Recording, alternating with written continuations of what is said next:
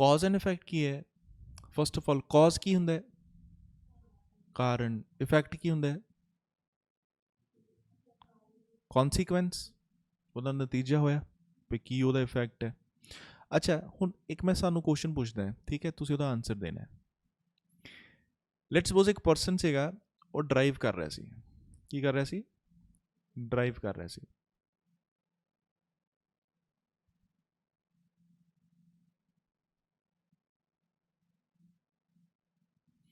ਸੋ person ਨੂੰ drive ਕਰ ਰਿਹਾ ਸੀ ਇੱਥੇ, ਤੇ ਉਹਨੇ ਕਿਸੇ ਲੈਟਸ ਸਪੋਜ਼ ਹੋਰ ਕਿਸੇ ਕਾਰ ਦੇ ਵਿੱਚ ਕੀ ਕਰਤਾ,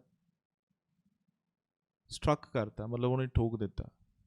ਠੀਕ ਹੈ, ਇੱਕ ਹੋਰ ਕਾਰ ਆ ਰਹੀ ਸੀ, ਉਹਨੇ ਠੋਕ ਦਿੱਤਾ, ਜਾਂ ਫਿਰ ਉਹਦਾ ਐਕਸੀਡੈਂਟ ਹੋ ਗਿਆ। ਕਲੀਅਰ ਹੋ ਰਿਹਾ? ਤੇ ਉਹਦੀ ਡੈਥ ਹੋ ਗਈ। ਹੁਣ ਇਸ ਕੇਸ ਦੇ ਵਿੱਚ ਅਲਟੀਮੇਟ ਇਫੈਕਟ ਕੀ ਹੋਇਆ, ਰਿਜ਼ਲਟ ਕੀ ਹੋਇਆ? ਉਹਦੀ ਡੈਥ ਹੋ ਗਈ। ਤੇ ਜੇ ਤੁਹਾਨੂੰ ਇਹਦਾ ਕੁਐਸਚਨ ਪੁੱਛਿਆ ਜਾਏ ਕਿ ਇਹਦਾ ਕੀ ਕੌਜ਼ ਸੀਗਾ, ਠੀਕ ਹੈ, ਐਕਸੀਡੈਂਟ ਹੋ ਕੇ ਡੈਥ ਹੋਣ ਦਾ ਕੀ ਕੌਜ਼ ਸੀਗਾ, ਤੇ ਤੁਹਾਨੂੰ ਕਾਫੀ ਸਾਰੇ ਆਪਸ਼ਨਸ ਦਿੱਤੇ ਹੋਏ ਹੈ, ਕੌਜ਼ਸ ਦਿੱਤੇ ਹੋਏ ਹੈ, ਤੇ ਉਹਨਾਂ ਚੋਂ ਇੱਕ ਕੌਜ਼ ਇਹ ਦਿੱਤਾ ਹੋਇਆ ਹੈ ਕਿ ਜਿਹੜਾ ਪਰਸਨ ਸੀ ਜੋ ਡਰਾਈਵ ਕਰ ਰਿਹਾ ਸੀ, ਉਹਨੂੰ ਸਡਨ ਹਾਰਟ ਅਟੈਕ ਆਇਆ। ਕੀ ਹੈ? Sudden heart attack. ਤੇ ਉਹਦਾ ਬੈਲੈਂਸ ਜਿਹੜਾ ਆਊਟ ਆਫ ਕੰਟਰੋਲ ਹੋ ਗਿਆ, ਤੇ ਕਿਉਂਕਿ ਉਹ ਮੈਨੇਜ ਨਹੀਂ ਕਰ ਪਾ ਰਿਹਾ ਸੀ, ਉਹਨੇ ਆਪਣੀ ਕਾਰ ਨੂੰ ਸਟਰਕ ਕੀਤਾ ਤੇ ਉਹਦੀ ਡੈਥ ਹੋ ਗਈ। So that means sudden heart attack was the issue. ਜਾਂ ਫਿਰ ਉਹਦੇ ਰੈਸਪੀਰੇਟਰੀ ਸਿਸਟਮ ਦੇ ਵਿੱਚ ਫੇਲੀਅਰ ਹੋ ਗਿਆ, ਕੋਈ ਚੀਜ਼ ਉਹਨੂੰ ਇਸ਼ੂ ਹੋਈ, ਠੀਕ ਹੈ, ਇਸ਼ੂ ਹੋਇਆ, ਉਹਦੇ ਮੈਡੀਕਲ ਕੰਡੀਸ਼ਨ ਬਣ ਗਈ, ਠੀਕ ਹੈ, ਇਸ ਕਰਕੇ ਉਹਦਾ ਬੈਲੈਂਸ ਖਰਾਬ ਹੋਇਆ, ਸਟਰਕ ਕੀਤਾ, ਡੈਥ ਹੋ ਗਈ। ਠੀਕ ਹੈ। ਜਾਂ ਫਿਰ ਇੱਕ ਕੌਜ਼ ਦਿੱਤਾ ਹੋਇਆ ਹੈ ਕਿ ਪਰਸਨ ਜਦੋਂ ਘਰੋਂ ਤੁਰਿਆ ਸੀ, ਠੀਕ ਹੈ, ਰਸਤੇ 'ਚ ਕਾਲੀ ਬਿੱਲੀ ਨੇ ਇਹਦਾ ਰਸਤਾ ਕੱਟਤਾ ਸੀ, ਤੇ ਉਦੋਂ ਕਨਫਰਮ ਹੋ ਗਿਆ ਕਿ ਇਹਨੂੰ ਨਹੀਂ ਜਾਣਾ ਚਾਹੀਦਾ, ਬਟ ਇਹ ਚਲਾ ਗਿਆ, ਤੇ ਹੁਣ ਇਸ ਕਰਕੇ ਅਪਸ਼ਗੁਨ ਹੋ ਗਿਆ ਤੇ ਇਹਦੀ ਡੈਥ ਹੋ ਗਈ। ਹੁਣ ਇਹਨਾਂ 'ਚੋਂ ਕਿਹੜਾ ਆਨਸਰ ਹੋ ਸਕਦਾ ਹੈ?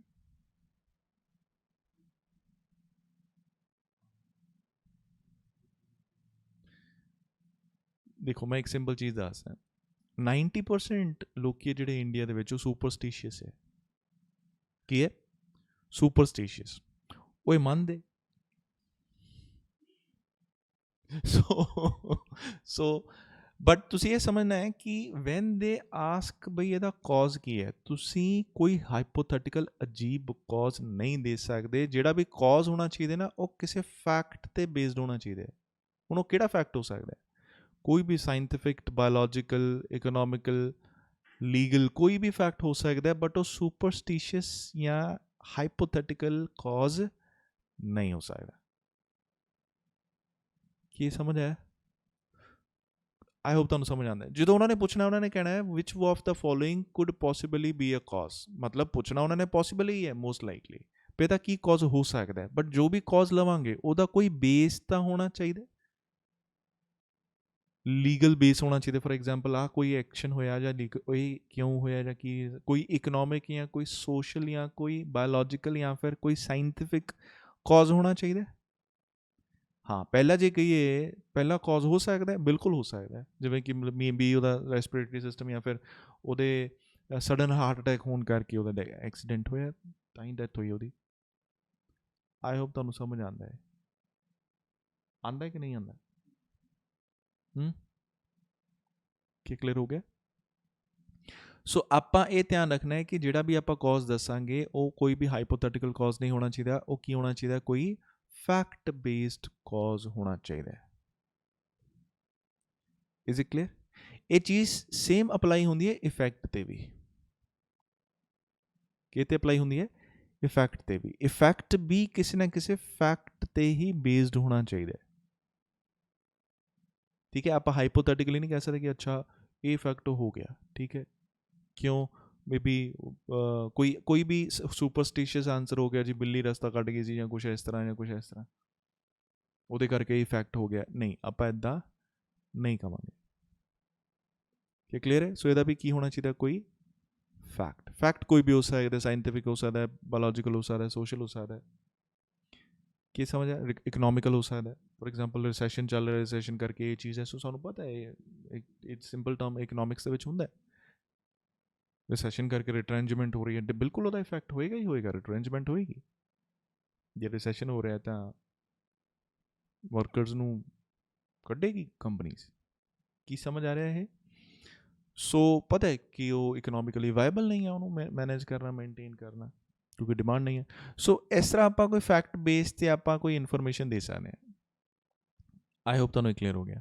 ਸੋ ਮੋਸਟ ਲਾਈਕਲੀ ਜੋ ਤੁਹਾਨੂੰ ਪੁੱਛਿਆ ਜਾਏਗਾ ਉਹ ਇੱਦਾਂ ਪੁੱਛਿਆ ਜਾਏਗਾ, ਪੋਸੀਬਲ ਕੌਜ਼ ਜਾਂ ਪੋਸੀਬਲ ਇਫੈਕਟ। ਬਟ ਇੱਕ ਵਾਰ ਇਸ ਤਰ੍ਹਾਂ ਸੀਕੁਐਂਸ ਪੁੱਛੀ ਗਈ ਸੀ, ਵਟ ਵਾਜ਼ ਦ ਇਮੀਡੀਏਟ ਕੌਜ਼। ਕਿਹੜਾ ਇਮੀਡੀਏਟ ਕੌਜ਼ ਜਾਂ ਮੇਨ ਕੌਜ਼?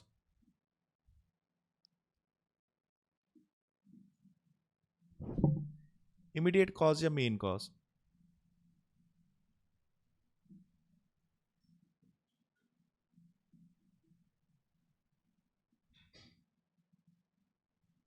ਸੋ ਇਮੀਡੀਏਟ ਕੌਜ਼ ਕਿਹੜਾ ਹੋ ਸਕਦਾ ਹੈ ਜਾਂ ਮੇਨ ਕੌਜ਼ ਕਿਹੜਾ ਹੋ ਸਕਦਾ? ਲੈਟਸ ਸਪੋਜ਼ ਮੈਂ ਆਹੀ ਸਿਚੁਏਸ਼ਨ ਨੂੰ ਥੋੜ੍ਹਾ ਜਿਹਾ ਤੁਹਾਨੂੰ ਐਕਸਪਲੇਨ ਕਰ ਰਿਹਾ ਕਿ ਪਰਸਨ ਦੀ ਜਿਹੜੀ ਡੈਥ ਹੋਈ, ਠੀਕ ਹੈ, ਅੱਛਾ ਇਹ ਲੈਟਸ ਸਪੋਜ਼ ਇਹ ਪਰਸਨ ਜਿਹੜਾ ਹੈ ਇਹ ਬੈਡਲੀ ਇੰਜਰਡ ਸੀਗਾ। ਕੀ ਸੀਗਾ? Badly injured. ਤੇ ਬੈਡਲੀ ਇੰਜਰਡ ਹੋਣ ਤੋਂ ਬਾਅਦ, ਐਕਸੀਡੈਂਟ ਹੋਣ 'ਤੇ ਉਹਨੂੰ ਕਿੱਥੇ ਭੇਜਿਆ ਗਿਆ? ਹੌਸਪੀਟਲ। ਹੌਸਪੀਟਲ 'ਚ ਬਾਈ ਚਾਂਸ ਡਾਕਟਰ ਤੋਂ ਗਲਤ ਮੈਡੀਸਿਨ ਦੇ ਹੋ ਗਈ ਤਾਂ ਉਹਦੀ ਕੀ ਹੋ ਗਈ? ਡੈਥ ਹੋ ਗਈ। ਹੁਣ ਮੈਨੂੰ ਦੱਸੋ ਕਿ ਉਹਦਾ ਡੈਥ ਦਾ ਰੀਜ਼ਨ ਕੀ ਹੈ? ਫਸਟ ਆਫ ਆਲ ਯਾਦ ਰੱਖਣਾ ਹੈ, ਮੇਨ ਜਾਂ ਪ੍ਰਿੰਸੀਪਲ।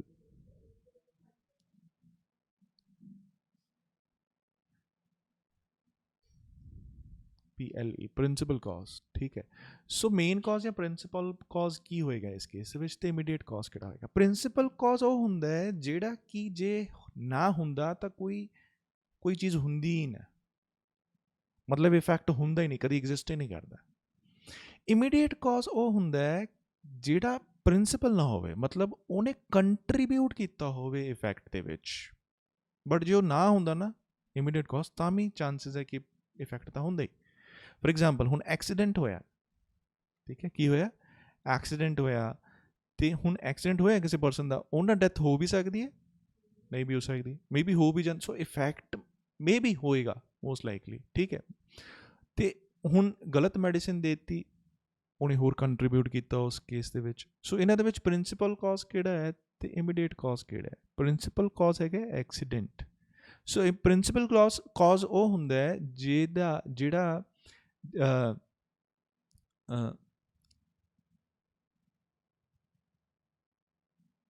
ਮੇਨ ਕਾਰਨ ਹੁੰਦਾ ਹੈ ਇਫੈਕਟ ਦਾ। ਮਤਲਬ ਜੇ ਉਹ ਐਟ ਦਾ ਫਸਟ ਇਵੈਂਟ ਹੁੰਦਾ ਹੀ ਨਾ, ਤੇ ਉਸ ਤੋਂ ਬਾਅਦ ਕੋਈ ਵੀ ਫਰਦਰ ਜੇ ਇੰਸੀਡੈਂਟਸ ਹੋ ਰਹੇ ਜਿਹੜੇ ਉਹ 'ਚ ਕੰਟਰੀਬਿਊਟ ਕਰ ਰਹੇ ਹੈ ਇਫੈਕਟ ਦੇ ਵਿੱਚ, ਤਾਂ ਉਹ ਹੁੰਦੇ ਹੀ ਨਾ, ਐਗਜ਼ਿਸਟ ਹੀ ਨਾ ਕਰਦੇ। ਕੀ ਸਮਝ ਆ ਰਿਹਾ?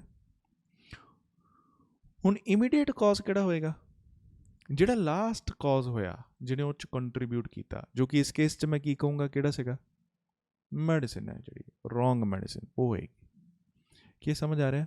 ਬਟ ਇਹ ਡਿਫਰੈਂਸ਼ੀਏਸ਼ਨ ਇਹ ਬਹੁਤ ਪਹਿਲਾਂ, ਘੱਟੋ ਘੱਟ 6-7 ਸਾਲ ਪਹਿਲਾਂ ਇਹ ਪੁੱਛਿਆ ਜਾਂਦਾ ਸੀ, ਠੀਕ ਹੈ। ਬਟ ਹੁਣ ਜਨਰਲੀ ਸਿੰਪਲੀ ਇਹ ਪੁੱਛਿਆ ਜਾਂਦਾ what is a possible cause ਜਾਂ ਵਟ ਇਜ਼ ਪੋਸੀਬਲ ਇਫੈਕਟ। ਨੀਚੇ 5 ਆਪਸ਼ਨਸ ਹੁੰਦੇ ਆ, ਤੁਸੀਂ ਉਹਨਾਂ 'ਚੋਂ ਦੱਸਣਾ ਹੁੰਦਾ ਕਿ ਕਿਹੜਾ ਪੋਸੀਬਲ ਕੌਜ਼ ਹੈ ਜਾਂ ਕਿਹੜਾ ਪੋਸੀਬਲ ਇਫੈਕਟ ਹੈ। ਕੀ ਕਲੀਅਰ ਹੋ ਰਿਹਾ ਕਿ ਨਹੀਂ? ਤੁਸੀਂ ਇਹ ਵੀ ਧਿਆਨ ਰੱਖਣਾ ਹੈ ਕਿ ਜਿਹੜਾ ਪੋਸੀਬਲ ਕੌਜ਼ ਇਫੈਕਟ ਹੋਏਗਾ ਉਹ ਰਿਸਟ੍ਰਿਕਟਡ ਨੇਚਰ ਦਾ ਨਹੀਂ ਹੋਣਾ ਚਾਹੀਦਾ। ਹੁਣ ਰਿਸਟ੍ਰਿਕਟਡ ਨੇਚਰ ਦਾ ਮਤਲਬ ਕੀ ਹੁੰਦਾ? ਜਿੱਥੇ ਸਰਟਨਲੀ, ਡੈਫੀਨੇਟਲੀ, ਓਨਲੀ, ਆਲਵੇਜ਼ ਇਸ ਤਰ੍ਹਾਂ ਦੇ ਵਰਡਸ ਯੂਜ਼ ਕੀਤੇ ਹੋਣ। ਜੇ ਮੈਂ ਕਹਾਂ ਆਹੀ ਓਨਲੀ ਕੌਜ਼ ਹੈ, ਇੱਦਾਂ ਆਪਾਂ ਨਹੀਂ ਕਹਿ ਪਾਵਾਂਗੇ। ਹੋ ਸਕਦਾ ਡੈਫੀਨੇਟਲੀ ਇਹ ਆਪਾਂ ਮੰਨਦੇ ਹਾਂ, ਬਟ ਇਹੀ ਇਕਲੌਤਾ ਕੌਜ਼ ਹੈ, ਆਪਾਂ ਇੱਦਾਂ ਨਹੀਂ ਕਹਿ ਪਾਵਾਂਗੇ। ਸੋ ਉਸ ਤਰ੍ਹਾਂ ਦੇ ਕੌਜ਼ਸ ਨੂੰ ਜਾਂ ਉਸ ਤਰ੍ਹਾਂ ਦੇ ਇਫੈਕਟਸ ਨੂੰ ਆਪਾਂ ਇਗਨੋਰ ਕਰਾਂਗੇ, ਆਪਾਂ ਛੱਡ ਦਾਂਗੇ, ਰਹਿਣ ਦਾਂਗੇ, ਆਪਾਂ ਉਹਨੂੰ ਵੈਲਿਡ ਨਹੀਂ ਕਵਾਂਗੇ। ਜਾਂ ਫਿਰ ਜੇ ਸਿਚੁਏਸ਼ਨ ਕਿੱਦਾਂ ਦੀ ਹੈ ਉਹਦੇ ਹਿਸਾਬ ਨਾਲ ਫਿਰ ਆਪਾਂ ਦੇਖ ਸਕਦੇ ਹਾਂ ਕਿ ਆਪਾਂ ਕੀ ਉਹਨੂੰ ਵੈਲਿਡ ਕਰ ਸਕਦੇ ਹਾਂ ਕਿ ਨਹੀਂ। ਬਟ ਮੋਸਟ ਲਾਈਕਲੀ ਜਿਹੜੇ ਰਿਸਟ੍ਰਿਕਟਿਵ ਵਰਡਸ ਵਾਲੇ ਆਨਸਰ ਹੋਗੇ ਉਹਨੂੰ ਆਪਾਂ ਬਿਲਕੁਲ ਵੀ ਕੰਸਿਡਰ ਨਹੀਂ ਕਰਨਾ। ਆਈ ਹੋਪ ਤੁਹਾਨੂੰ ਇਹ ਸਮਝ ਆ ਰਿਹਾ। ਕੀ ਕਲੀਅਰ ਹੋ ਗਿਆ? ਕਿਹੜੇ ਵਰਡਸ? ਰਿਸਟ੍ਰਿਕਟਿਵ ਜਿਹੜੇ ਵਰਡਸ ਹੈ, ਜਿਵੇਂ ਕਿ ਆਲਵੇਜ਼, ਨੈਵਰ ਵਗੈਰਾ, ਇਸ ਤਰ੍ਹਾਂ ਦੇ ਜਿਹੜੇ ਵਰਡਸ ਹੈ ਉਹਦੇ ਨੂੰ ਆਪਾਂ ਧਿਆਨ ਰੱਖਾਂਗੇ। ਆਈ ਹੋਪ ਤੁਹਾਨੂੰ ਕਲੀਅਰ ਹੋ ਰਿਹਾ ਹੈ ਨਾ। ਸੋ ਕੁਐਸਚਨ ਦੇਖਦੇ ਹਾਂ ਆਪਾਂ, ਪਹਿਲਾ ਕੁਐਸਚਨ ਦੇਖੀਏ। ਇਹ ਚੋਂ ਕੁਝ ਪੁੱਛਣਾ ਹੈ, ਪਹਿਲਾਂ ਪੁੱਛ ਲਓ। ਕੁਝ ਪੁੱਛਣਾ ਹੈ ਇਹ ਚੋਂ? ਆ ਗੱਡੀ ਵਾਲੇ ਬੰਦੇ ਦਾ ਪਤਾ ਲੱਗ ਗਿਆ ਸੀ, ਠੀਕ ਹੈ ਜੀ, ਵਿਚਾਰਾ। ਸਟੇਟਮੈਂਟ ਦੇਖੋ ਕੀ ਹੈ, after the government announced a compensatory policy for farmers. After ਦਾ ਮਤਲਬ ਕੀ ਹੁੰਦਾ ਹੈ? ਬਾਅਦ ਵਿੱਚ। ਕਿਹਦੇ ਬਾਅਦ? The government announced a compensatory policy for farmers in return of the acquisition of their land. Acquisition of their land. So basically farmers ਤੋਂ ਨਾ land ਲਿਆ ਤੇ ਉਹਦੀ ਜਗ੍ਹਾ ਉਹਨਾਂ ਨੂੰ ਕੀ ਦਿੱਤਾ? ਕੰਪਨਸੇਸ਼ਨ ਦੀ ਪਾਲਿਸੀ ਅਨਾਊਂਸ ਕੀਤੀ। ਹਲੇ ਮਤਲਬ ਦਿੱਤਾ ਨਹੀਂ ਹੈ, ਅਨਾਊਂਸਡ ਲਿਖਿਆ ਨਾ। ਅਨਾਊਂਸ ਦਾ ਮਤਲਬ ਕੀ ਹੁੰਦਾ ਹੈ? ਹਲੇ ਦੱਸਿਆ ਹੈ।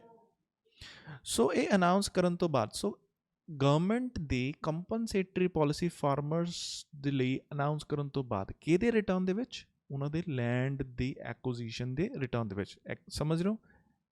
ਐਕੁਜ਼ੀਸ਼ਨ ਦਾ ਮਤਲਬ ਪਰਚੇਜ਼ ਕਰਨਾ ਵੀ ਹੁੰਦਾ ਹੈ, ਸਮਝ ਰਹੇ ਹੋ? ਸੋ ਉਹਨਾਂ ਦੇ ਲੈਂਡ ਪਰਚੇਜ਼ ਕਰ ਲਿਆ ਤੇ ਉਹਨਾਂ ਨੂੰ ਕੰਪਨਸੇਸ਼ਨ ਪਾਲਿਸੀ ਅਨਾਊਂਸ ਕਰਨ ਤੋਂ ਬਾਅਦ the farmers demanded a written proof of the policy. ਠੀਕ ਹੈ, ਉਹ ਅਨਾਊਂਸ ਤਾਂ ਕਰਤੀ ਉਹਨਾਂ ਨੇ, ਬਟ ਉਹ ਕੀ ਕਹਿੰਦੇ? ਸਾਨੂੰ ਕੀ ਦਿਓ?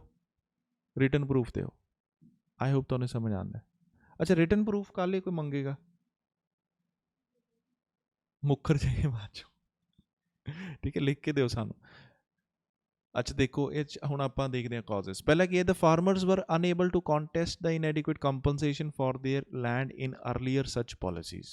ठीक है, the compensation promised in the policy was grossly inadequate।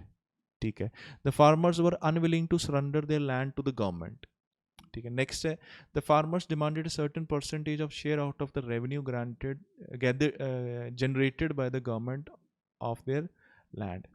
The only option to enforce the government officials to frame a compensatory policy for the farmers was to demand a proof। ਉਹ ਕਹਿੰਦਾ ਇੱਕੋ ਤਰੀਕਾ ਜਿੰਨਾ ਉਹ ਗਵਰਨਮੈਂਟ ਅਫੀਸ਼ੀਅਲਸ ਨੂੰ ਕੰਪਨਸੇਟਰੀ policy ਲਈ ਉਹ enforce ਕਰ ਸਕਦੇ ਆ, ਉਹ ਕੀ ਹੈ? ਕਿ ਉਹ ਫਾਰਮਰਸ ਕੀ ਕਰਨ? ਡਿਮਾਂਡ ਕਰਨ ਪ੍ਰੂਫ। ਬਟ ਇੱਥੇ ਵਰਡ ਕਿਹੜਾ ਯੂਜ਼ ਕੀਤਾ ਗਿਆ ਹੈ?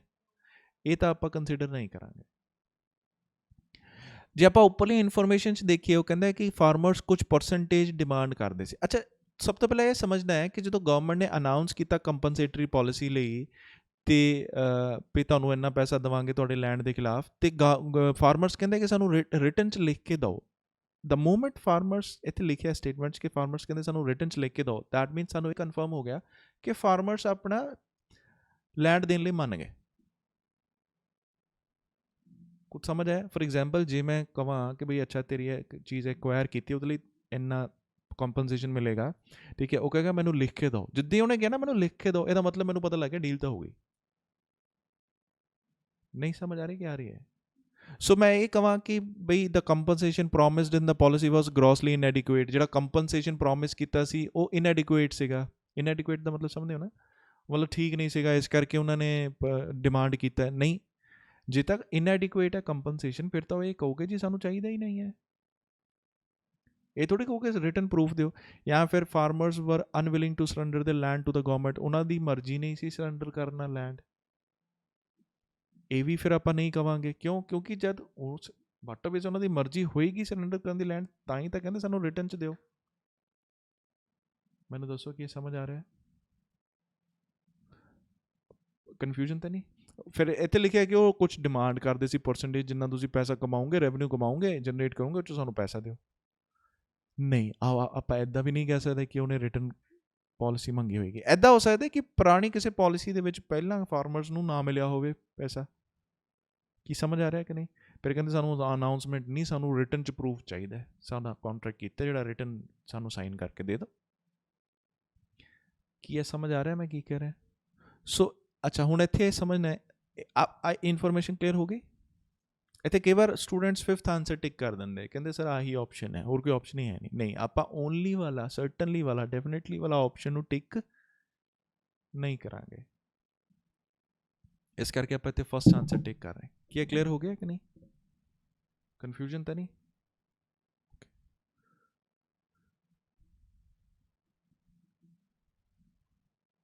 एक और ट्राई करिए, ठीक है? ओके, नेक्स्ट क्वेश्चन क्या है? The number of cases concerning a non-contagious chemical poisoning is on the rise among local villagers. ठीक है, ਇਹਦਾ ਮਤਲਬ ਕੀ ਹੈ, ਜਿਹੜੇ ਨੰਬਰ ਆਫ ਕੇਸਿਸ ਹੈ ਨਾ, ਮਤਲਬ ਜਿਹੜੀ ਪ੍ਰੋਬਲਮਸ ਹੈ concerning a non contagious chemical poisoning, ਕਿਹੜੀ ਨॉन कंटेजियस ਕੈਮੀਕਲ ਪੋਇਜ਼ਨਿੰਗ ਦੇ ਉਹ ਵੱਧ ਰਹੀ ਹੈ ਲੋਕਲ ਵਿਲੇਜਰਸ ਦੇ ਵਿੱਚ। ਜਿਹੜੇ ਕੇਸਿਸ ਹੈ ਨਾ ਕਿਹਦੇ ਕੈਮੀਕਲ ਪੋਇਜ਼ਨਿੰਗ ਦੇ, ਉਹ ਵੱਧ ਰਹੇ ਹੈ ਲੋਕਲ ਵਿਲੇਜਰਸ ਦੇ ਵਿੱਚ। ਨॉन कंटेजियस ਕੀ ਹੁੰਦਾ, ਜਿਹੜੀ ਮਤਲਬ ਫੈਲਦੀ ਨਹੀਂ ਹੈ, ਹਵਾ ਪਾਣੀ ਨਾਲ ਨਹੀਂ ਫੈਲਦੀ, ਸਮਝ ਰਹੇ ਹੋ। ਸੋ ਨੰਬਰ ਆਫ ਕੇਸਿਸ ਵੱਧ ਰਹੇ ਕੈਮੀਕਲ ਪੋਇਜ਼ਨਿੰਗ ਦੇ। ਸੋ ਇਹਦਾ ਕੌਜ਼ ਪੁੱਛਿਆ ਹੈ, ਕੀ ਪੁੱਛਿਆ ਹੈ, cause ਕੀ ਹੋ ਸਕਦਾ ਹੈ। ਫਸਟ ਹੈ, the government has ordered an immediate inquiry into the matter, ਕੀ ਇਹ cause ਹੋਏਗਾ। ਅੱਛਾ, ਹੁਣ ਇਹ ਵੀ ਧਿਆਨ ਰੱਖਣਾ ਹੈ ਕਿ ਪੁੱਛਿਆ cause ਹੈ, ਠੀਕ ਹੈ, ਬਟ ਕਈ ਵਾਰ ਬੱਚੇ ਆਨਸਰ ਕੀ ਟਿਕ ਕਰ ਦਿੰਦੇ, ਇਫੈਕਟ। ਕੀ ਟਿਕ ਕਰ ਦਿੰਦੇ, ਇਫੈਕਟ। ਜਾਂ ਫਿਰ ਪੁੱਛਿਆ ਇਫੈਕਟ ਹੈ ਤੇ ਆਨਸਰ ਦੇ ਵਿੱਚ ਬੱਚੇ ਕੀ ਟਿਕ ਕਰ ਦਿੰਦੇ ਹੈ, cause। ਸੋ ਉਹ ਕਿਸੇ ਨਾ ਕਿਸੇ ਤਰ੍ਹਾਂ ਰਿਲੇਸ਼ਨਸ਼ਿਪ ਇਸਟੈਬਲਿਸ਼ ਕਰਕੇ ਨਾ ਉਹਨੂੰ ਆਨਸਰ ਦੇਣ ਦੀ ਕੋਸ਼ਿਸ਼ ਕਰਦੇ ਆ। ਇਹ ਨਹੀਂ ਦੇਖਦੇ ਕਿ ਸਾਨੂੰ ਇਫੈਕਟ ਨਹੀਂ ਪੁੱਛਿਆ ਸੀ, ਕੌਜ਼ ਪੁੱਛਿਆ ਸੀ, ਜਾਂ ਫਿਰ ਕੌਜ਼ ਨਹੀਂ ਪੁੱਛਿਆ ਸੀ, ਇਫੈਕਟ ਪੁੱਛਿਆ ਸੀ। ਤੁਸੀਂ ਵੀ ਕਈ ਵਾਰ ਇੱਦਾਂ ਆਨਸਰ ਦੇਣੇ ਆ, ਪੁੱਛਿਆ ਹੋਏਗਾ ਕੌਜ਼, ਮੈਂ ਤੁਹਾਨੂੰ ਪੁੱਛੂੰਗਾ ਜੀ ਇਹਦਾ ਆਨਸਰ ਕੀ ਹੈ, ਤੁਸੀਂ ਮੈਨੂੰ ਆਨਸਰ ਦੇ ਦੇਣਾ ਇਫੈਕਟ। ਕਿੱਦਾਂ ਕਰੋਗੇ? ਹੁਣ ਤਾਂ ਤੁਸੀਂ ਕਹਿ ਰਹੇ ਹੋ ਨਹੀਂ ਕਰੋਗੇ, ਕਰਨਾ ਤੁਸੀਂ ਵੀ ਇੱਦਾਂ ਹੀ ਹੈ। ਸੋ ਇਹ ਤੁਸੀਂ ਹਮੇਸ਼ਾ ਧਿਆਨ ਰੱਖਣਾ, ਕਿਉਂਕਿ ਹੁਣ ਤੁਹਾਨੂੰ ਪਤਾ ਹੈ, ਕੀ ਪਤਾ ਹੈ ਕਿ ਜੇ ਕੌਜ਼ ਪੁੱਛਿਆ ਤਾਂ ਕਿਹਦਾ ਆਨਸਰ ਦੇਣਾ ਹੈ, ਜੇ ਇਫੈਕਟ ਪੁੱਛਿਆ ਤਾਂ ਕਿਹਦਾ ਆਨਸਰ ਦੇਣਾ ਹੈ। ਠੀਕ ਹੈ, ਸੋ ਇੱਥੇ ਸਾਨੂੰ ਕੀ ਪੁੱਛਿਆ, ਕੌਜ਼ ਕੀ ਆ ਦੱਸੋ। ਅੱਛਾ, ਕੌਜ਼ ਕਿਹੜਾ ਇਵੈਂਟ ਹੁੰਦਾ, ਪਹਿਲੇ ਦਾ ਕਿ ਬਾਅਦ ਦਾ। ਫੋਰ ਐਗਜ਼ਾਮਪਲ ਸਾਨੂੰ ਉੱਪਰ ਸਟੇਟਮੈਂਟ 'ਚ ਕੋਈ ਸਟੇਟਮੈਂਟ ਦਿੱਤੀ ਹੋਈ ਹੈ, ਅਤੇ ਜੇ ਸਾਨੂੰ ਇਹਦਾ ਕੌਜ਼ ਪੁੱਛਿਆ ਤਾਂ ਮੈਂ ਹੁਣ ਇਹ ਤੋਂ ਪਹਿਲਾਂ ਦਾ ਇਵੈਂਟ ਦੱਸਾਂ ਕਿ ਬਾਅਦ ਦਾ, ਪਹਿਲੇ ਦਾ। ਅਤੇ ਜੇ ਮੈਨੂੰ ਇਫੈਕਟ ਪੁੱਛਿਆ ਹੈ ਤਾਂ ਮੈਂ ਹੁਣ ਪਹਿਲੇ ਦਾ ਇੰਸੀਡੈਂਟਸ ਦੱਸਾਂ ਕਿ ਬਾਅਦ ਦਾ। ਹੁਣ ਆਹ ਜਿਹੜੀ ਇਨਫੋਰਮੇਸ਼ਨ ਹੈ, government has ordered N immediate inquiry, ਇਹ ਤਾਂ ਫਿਰ ਜੇ ਪ੍ਰੋਬਲਮ ਹੋ ਰਹੀ ਉਸ ਤੋਂ ਬਾਅਦ ਦਾ ਹੀ ਇੰਸੀਡੈਂਟ ਹੋਏਗਾ, ਕਿ ਇਨਕੁਆਇਰੀ ਥੋੜੀ ਪਹਿਲਾਂ ਹੋ ਜਾਏਗੀ। ਗਲਤ, ਕੁਝ ਸਮਝ ਆਇਆ ਮੈਂ ਕੀ ਕਹਿ ਰਿਹਾ। Unless timely treatment is provided to the patient the poisoning can prove to be fatal, ਕੀ ਇਹ ਕੌਜ਼ ਹੋਏਗਾ। ਇਹ ਵੀ ਤਾਂ ਬਾਅਦ ਦਾ ਹੀ ਹੈ, ਇਹ ਤਾਂ ਬਿਮਾਰੀ ਹੋਣ ਤੋਂ ਬਾਅਦ ਦੀ ਚੀਜ਼ ਹੈ। ਗਲਤ ਹੈ। Many factories surrounding the village do not dispose of their waste appropriately. ਆਹ ਹੋ ਸਕਦਾ ਬਹੁਤ ਸਾਰੀਆਂ ਜਿਹੜੀਆਂ ਫੈਕਟਰੀਜ਼ ਹੈ ਨਾ ਵਿਲੇਜ ਦੇ ਕੋਲ, ਉਹ ਆਪਣਾ ਵੇਸਟ ਸਹੀ ਢੰਗ ਨਾਲ ਡਿਸਪੋਜ਼ ਨਹੀਂ ਕਰਦੀਆਂ। The only hospital in the area is not equipped to treat chemical poisoning related ailments। ਕਹਿੰਦਾ ਇਕਲੌਤਾ ਹਸਪੀਟਲ ਜਿਹੜਾ ਉੱਥੇ ਅਵੇਲੇਬਲ ਹੈਗਾ ਉਹ ਕੈਮੀਕਲ ਪੋਇਜ਼ਨਿੰਗ ਦੀ ਏਲਮੈਂਟਸ ਨੂੰ ਟਰੀਟ ਨਹੀਂ ਕਰ ਸਕਦਾ। ਇਹ ਵੀ ਕੌਜ਼ ਥੋੜੀ ਹੈ, ਪ੍ਰੋਬਲਮ ਥੋੜੀ ਹੈ, ਕੌਜ਼ ਹੈ ਇਹ ਨਹੀਂ, ਇਹ ਤਾਂ ਬਾਅਦ ਦਾ ਇਵੈਂਟ ਹੈ ਬਿਮਾਰੀ ਹੋਣ ਤੋਂ। A study done a couple of years ago had reported that large number of farmers had stopped using chemical fertilizers owing to their ill effect on health। ਇਹ ਵੀ ਨਹੀਂ ਹੋ ਸਕਦਾ, ਕਿਉਂ? ਕਿਉਂਕਿ ਇਹ ਥੋੜੀ ਦੱਸਿਆ ਕਿ ਜਿਹੜੇ ਫਾਰਮਰਸ ਹੈ ਉਹ ਕੈਮੀਕਲ ਫਰਟੀਲਾਈਜ਼ਰਸ ਯੂਜ਼ ਕਰਦੇ। ਉਹ ਕਹਿੰਦੇ ਬਹੁਤ ਸਾਲ ਪਹਿਲਾਂ ਉਹਨਾਂ ਨੇ ਕੈਮੀਕਲ ਫਰਟੀਲਾਈਜ਼ਰਸ ਯੂਜ਼ ਕਰਨੇ ਬੰਦ ਕਰਤੇ, ਤੇ ਜੇ ਬੰਦ ਕਰਤੇ ਤਾਂ ਫਿਰ ਨੰਬਰ ਆਫ ਕੇਸਿਸ ਵਧਣੇ ਥੋੜੀ ਹੈ, ਘਟਨੇ ਹੈ।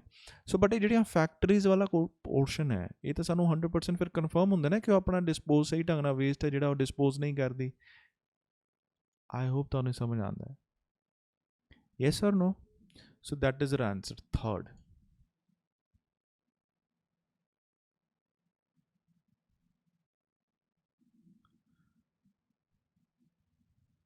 Small grocery shop owners have gone on a day's strike। Third statement ਹੈ ਕਿ ਛੋਟੇ ਜਿਹੜੇ ਗਰੋਸਰੀ ਸ਼ਾਪ ਓਨਰਸ ਹੈ ਨਾ, ਉਹ ਇੱਕ ਦਿਨ ਦੀ ਸਟ੍ਰਾਈਕ ਤੇ ਗਏ ਹੈ in order to protest against the entry of the foreign retail store chain in the city। So protest ਕਰ ਰਿਹਾ ਉਹ ਕਿ ਫੋਰਨ ਰਿਟੇਲ ਸਟੋਰ ਚੇਨ ਹੈ, ਉਹਨਾਂ ਦੀ ਐਂਟਰੀ ਹੋ ਚੁੱਕੀ ਹੈ ਸਿਟੀ ਦੇ ਵਿੱਚ, ਸਮਝ ਲਓ। ਉਹਦੇ ਅਗੇਂਸਟ ਕੀ ਕਰ ਰਿਹਾ ਉਹ, ਪ੍ਰੋਟੈਸਟ ਕਰਨ ਦੇ ਲਈ ਉਹ ਇੱਕ ਦਿਨ ਦੀ ਸਟ੍ਰਾਈਕ ਕਰ ਰਿਹਾ। ਆਪਾਂ ਇਹਦਾ ਕੀ ਦੱਸਣਾ, ਇਫੈਕਟ। ਸੋ ਠੀਕ ਹੈ ਜੀ, ਆ ਜਿਹੜੇ ਸਮਾਲ ਗਰੋਸਰੀ ਸ਼ਾਪ ਓਨਰ ਇੱਕ ਦਿਨ ਦੀ ਸਟ੍ਰਾਈਕ 'ਚ ਗਏ ਹੈ ਉਹਨਾਂ ਦੇ ਪ੍ਰੋਟੈਸਟ ਕਰਨ ਦੇ ਲਈ ਫੋਰਨ ਰਿਟੇਲ ਸਟੋਰ ਚੇਨ ਦੇ ਅਗੇਂਸਟ, ਤੇ ਇਹਦਾ ਇਫੈਕਟ ਕੀ ਹੋਏਗਾ। ਪਹਿਲਾਂ ਕੀ ਹੈ, ਦਾ ਇਫੈਕਟ ਮਤਲਬ ਬਾਅਦ ਦਾ ਇਵੈਂਟ ਦੱਸਣਾ ਕਿ ਪਹਿਲਾਂ ਦਾ, ਬਾਅਦ ਦਾ। ਪਹਿਲਾ ਹੈ ਕਹਿੰਦੇ ਦਾ small grocery shop owner perceive the big retail giant as sharks trying to dominate the available market space. ਜਿਹੜੀਆਂ ਸ਼ਾਪ ਗਰੋਸਰੀ ਸ਼ਾਪ ਓਨਰਸ ਹੈ, ਸਮॉल ਜਿਹੜੇ ਓਨਰਸ ਹੈ ਸ਼ਾਪ ਓਨਰਸ ਗਰੋਸਰੀ, ਉਹ ਇਹ ਪਰਸੀਵ ਕਰਦੇ ਆ, ਸੋਚਦੇ ਆ ਜਾਂ ਮੰਨਦੇ ਆ ਕਿ ਜਿਹੜੇ ਆ ਬਿਗ ਰਿਟੇਲ ਜਾਇੰਟ ਸਟੋਰਸ ਹੈਗੇ ਹੈ, ਇਹ ਸ਼ਾਰਕਸ ਹੈ, ਇਹਨਾਂ ਨੇ ਮਾਰਕੀਟ ਸਪੇਸ ਨੂੰ ਡੋਮੀਨੇਟ ਕਰ ਲੈਣਾ। ਕੀ ਇਹ ਇਫੈਕਟ ਹੋਏਗਾ, ਇਹ ਤਾਂ ਪਹਿਲਾਂ ਦਾ ਇਵੈਂਟ ਹੋਏਗਾ ਨਾ ਸਟ੍ਰਾਈਕ ਕਰਨ ਤੋਂ। ਯੈਸ ਔਰ ਨੋ? ਕੌਜ਼ ਹੋਏਗਾ ਕਿ ਇਫੈਕਟ ਹੋਏਗਾ? ਕੌਜ਼ ਹੋਏਗਾ ਇਹ, ਬਟ ਸਾਨੂੰ ਕੌਜ਼ ਪੁੱਛਿਆ ਹੈ ਨਹੀਂ, ਸਾਨੂੰ ਕੀ ਪੁੱਛਿਆ ਹੈ? ਇਫੈਕਟ। ਸੋ ਚਾਂਸਿਸ ਹੈ ਕਿ ਬਸ ਸਟੂਡੈਂਟਸ ਟਿਕ ਕਰ ਦਿੰਦੇ ਆ, ਬਟ ਸਾਨੂੰ ਇੱਕ ਕੌਜ਼ ਥੋੜੀ ਪੁੱਛਿਆ।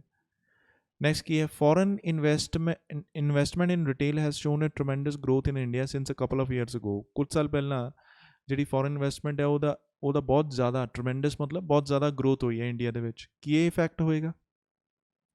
ਨਹੀਂ। There are several countries in which retail chain giants have totally wiped out small scale grocery shops. ਬਹੁਤ ਸਾਰੇ ਇਦਾਂ ਦੇ ਇਨਸੀਡੈਂਟਸ ਹੋਏ ਆ ਜਿੱਥੇ ਰਿਟੇਲ ਚੇਨ ਜਾਇੰਟਸ ਹੈਗੇ ਜਿਹੜੇ ਉਹਨਾਂ ਨੇ ਟੋਟਲੀ ਸਮਾਲ ਗਰੋਸਰੀ ਸ਼ਾਪਸ ਨੂੰ ਕੀ ਕਰ ਦਿੱਤਾ ਹੈ? ਵਾਈਪ ਆਊਟ ਕਰਤਾ, ਮਤਲਬ ਖਤਮ ਕਰਤਾ ਹੈ। The government agreed to take all political steps required to safeguard the interest of the small scale retailers. Government ਨੇ ਸਾਰੇ political steps ਲੈਣ ਦੇ ਲਈ ਐਗਰੀ ਕਰ ਲਿਆ ਹੈ। ਕਾਹਦੇ steps? ਜਿਤਨਾ small scale retailers ਦੇ interest ਨੂੰ ਕੀ ਕੀਤਾ ਜਾਏਗਾ? ਬਚਾਇਆ ਜਾਏਗਾ। A recent survey indicated that a large number of people prefer to buy their daily grocery items from the nearby grocery stores rather than big retail chain stores. ਇੱਕ recent survey ਨੇ indicate ਕੀਤਾ ਹੈ ਕਿ large number of people ਹੈ ਜਿਹੜੇ ਉਹ prefer ਕਰਦੇ ਆ ਖਰੀਦਣਾ daily grocery items nearby grocery store ਤੋਂ, ਨਾ ਕਿ ਬਿਗ ਚੇਨ ਸਟੋਰ ਤੋਂ। ਸੋ ਕੀ ਹੋਏਗਾ ਇਫੈਕਟ? ਫੋਰਥ ਆਂਸਰ ਹੋਏਗਾ ਕਿਉਂਕਿ ਇਹੀ ਬਾਅਦ ਦਾ ਇਵੈਂਟ ਹੈ ਸਟ੍ਰਾਈਕ ਤੋਂ। ਮੈਨੂੰ ਦੱਸੋ ਯੈਸ ਔਰ ਨੋ? ਬਾਕੀ ਸਾਰਿਆਂ ਤੋਂ ਪਹਿਲਾਂ ਦੇ ਇਵੈਂਟਸ ਹੋ ਗਏ। ਯੈਸ ਔਰ ਨੋ? क्या कंफर्म ਹੁੰਦਾ ਹੈ, ਕਲੀਅਰ ਹੁੰਦਾ ਹੈ ਕਿ ਨਹੀਂ? ठीक, कुछ पूछना है चो? सो अगे क्वेश्चन ट्राई करो।